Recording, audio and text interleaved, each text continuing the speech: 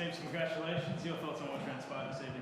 Yeah, I thought it was a really good performance, and we got some rewards at the back end of that first half and early in the second half. And it's probably off the back of a bit of work that we put into the Raiders. I think we had a fair bit of field position and possession, and as I said, it was good to get some rewards at the back of that.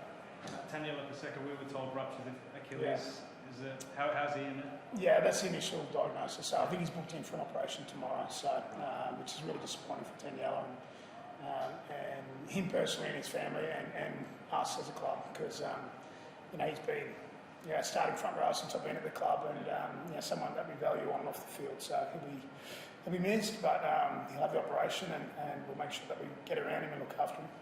Brown and Toff Sipley are options as well for you there, so you've got some stock in the front row. Yeah, we're quite fortunate there. Brownie's available and trained really well during the week. Toff had a good game in second grade, and so we're fortunate there. Seems Ricky just came in here as quite an entertaining press conference, but he said he doesn't. Correct me if I'm wrong here. He said I don't understand the rules anymore, because he was referring, I think, to the obstruction and no try. Do you understand the rules? Do you? Look, I'm not going to comment. Look, again, I haven't listened to what's been said, so it's not for me to comment on. We were on the wrong end of the penalty count last week over in New Zealand, so again, I'm not sure what's been said, but I'm not going to make any comment on that. What about the performance? Talking to the guys out there, they said the key now is to bridge that gap between your good performances and the poor ones of this last week. Well, I think that's probably unfair on New Zealand Warriors, because I thought they were outstanding last week. So I don't think it was. I thought we fought really hard. The back end of the game, it was still sort of, it was 24-16, and we had Jake sent to the sin bin and Chase go off and Turbo go off, and we were fighting really hard. So I don't think it was necessarily a poor performance. I thought New Zealand suffocated us, and I felt as though we probably did that to Canberra today. We put them in uncomfortable situations. The kicking game off Chaz and Brooksy, and our kick chase was really on today. And we put a lot of work into them.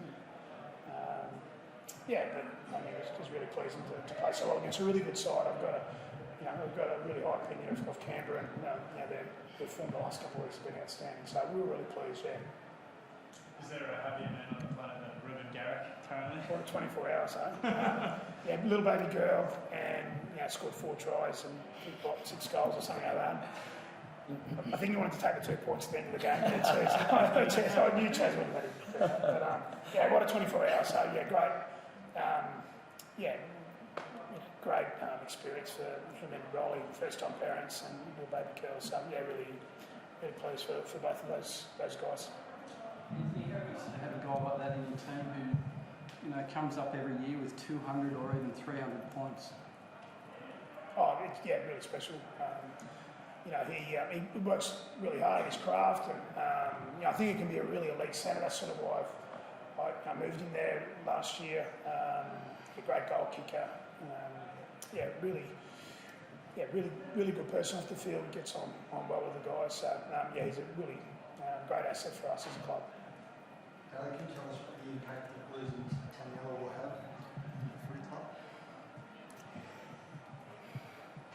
Obviously, we don't really know what that's going to mean, him not playing, but as Sieb's touched on, he's been a starting front row for the last couple of years, so he's someone that we really value on and off the field. So, not a great night for him, and as Sieb's mentioned, we're going to have to get around him.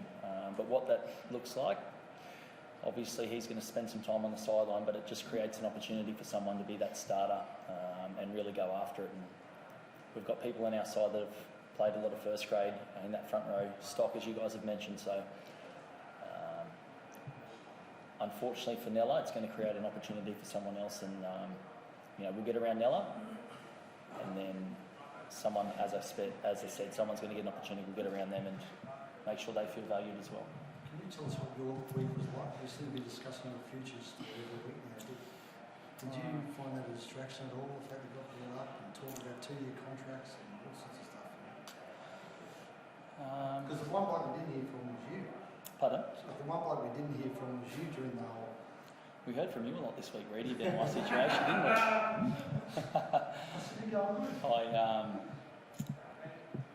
I'm obviously a pretty sort of private person, and I like to make sure that my footy does the talking. So I'm at a great club with a great team, and I just wanted to do my job tonight. The stuff that's spoken about externally, I don't love it. I don't like that attention. I like it when the attention is on my footy. So I'll do my best to keep my head down and make sure that I'm doing my job for the team and making them proud. That's really important to me. Are you still deciding whether you're on Daly? Is that the issue? I guess to some extent, yeah, there's a fair bit of decision to be made. But as I said, from December, January, me and the club have been talking the whole time. So there's no animosity there. Everyone's on the same page. Everyone just wants to know what I'm doing. So when the time's right, everyone will know.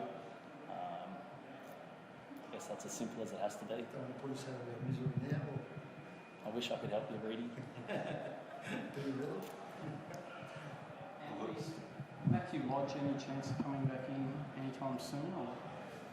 Yeah, well, Lodgy at the moment's on a New South Wales Cup contract, so as it stands at the moment, he's not available until round 11.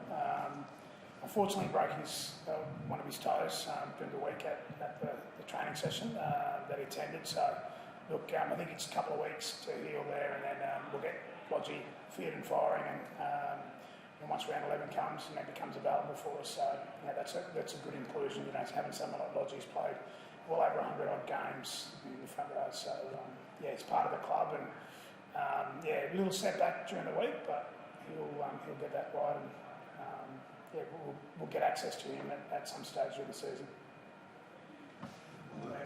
Cheers, Thanks, guys.